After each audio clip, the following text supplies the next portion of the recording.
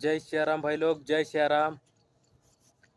4 दिवसामध्ये कोण येणार आहे माहिती आहे का तुम्हाला? 4 दिवसामध्ये.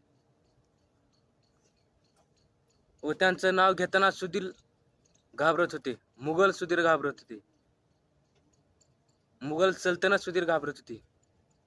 कारण सगळ्यांचा बाप व महाराष्ट्राचे आराध्य दैवत श्री छत्रपती शिवाजी महाराज यांची जयंती 19 तारखेला येणार आहे. तरी आता राहिले फक्त 3 दिवस. तरी सर्वांनी उत्साहामध्ये जयंती साजरी करावी. श्री छत्रपती शिवाजी महाराज की जय.